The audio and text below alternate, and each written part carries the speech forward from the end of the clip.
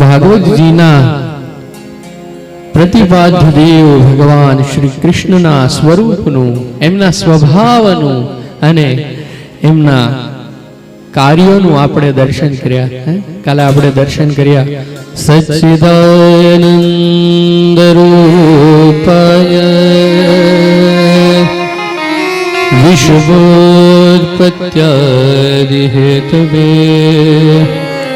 તાપત્રય વિનાશાય શ્રી કૃષ્ણાય વયમ નમઃ. कल हमने देखा कि भगवान सच्चित आनंद स्वरूप है. भगवान का स्वभाव है करुणा करना.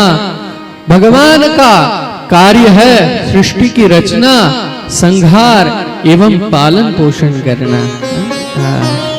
આપણે કહીએ છીએ ને કે એ ધારે તો ઉગારી દે અને એ તારે તો આપણો વિનાશ પણ કરી નાખે.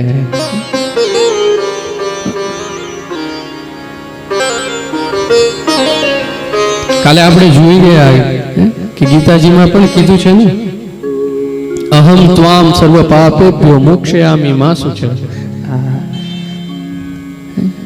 हमें सिर्फ भगवान का शरणागत होना है, सिर्फ उनकी शरणों में चले जाना है बस.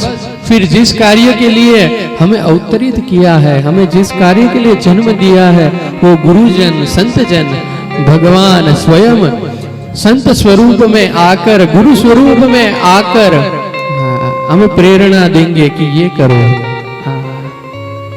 ऐसे थोड़ी संतों को पूजा जाता है. संतों के लिए तो कितना कुछ कहा गया है हमारे शास्त्रों में. गुरुजनों के लिए बहुत कुछ कहा गया है. महापुरुषों ने तो यहाँ तक कह दिया कि गुरु मनुष्य नहीं है, गुरु मानवी नहीं है, गुरु तत्व है. और तत्व ब्रह्म ही हो सकता है. महापुरुष बताते हैं कि गुरुजन वो ब्रह्म का एक स्वरूप है, गुरु तत्व है, गुरु मानवी नहीं है. और जब भागवत जी के महात्म्य में भगवान कृष्ण को सबसे पहले वंदन किया जाता है तो कई लोग बोलते हैं कि राधे कृष्ण बोलते हैं, लेकिन भागवत जी में तो कहीं राधा जी का नाम नहीं है. गौर से सुनिएगा. देखिए पूज्य गुरुदेव भगवान ब्रह्मलीन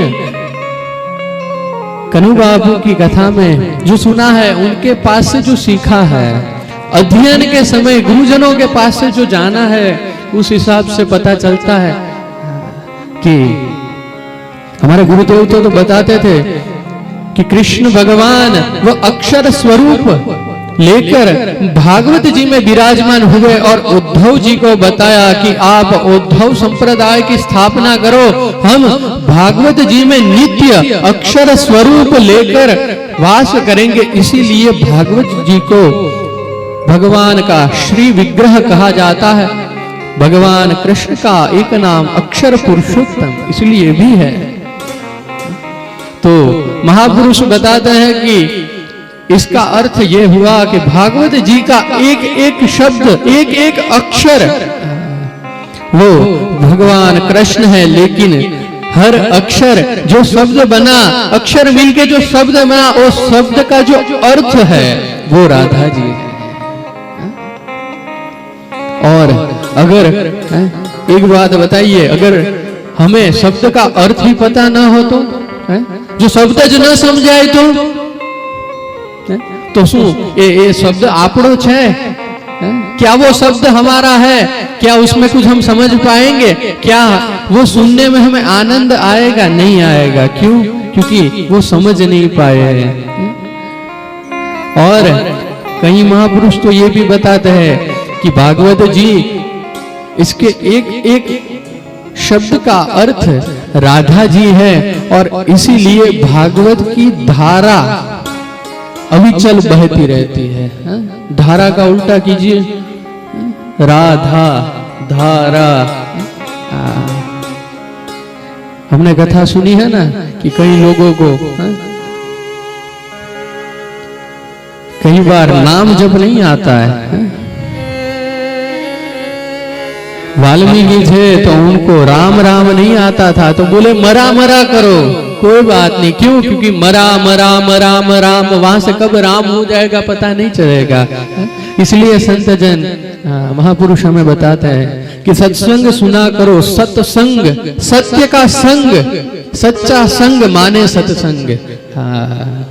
आगे कथा आएगी कि अंतकरण इसे शुद्ध करने के लिए, प्रथम स्कंध में यह कथा आएगी, अंतकरण को शुद्ध करने के लिए सिर्फ एक ही मार्ग बताया है, भगवत कथा, सत्संग। और महाराज जी ने बताया ना कि जब बहुत जन्मों के पुण्य एकत्रित हो तब हम सत्संग के सहभागी हो सकते हैं। और हम तो खूब भाग्यशाली है कि सत्संग मिला, साथ ही में संत संग मिला, संतों के संग मिला, और उसके साथ में 144 सालों के बाद जो पूर्ण महाकुंभ आया उसमें हमें अवसर मिला, उसमें सत्संग का लाभ मिला।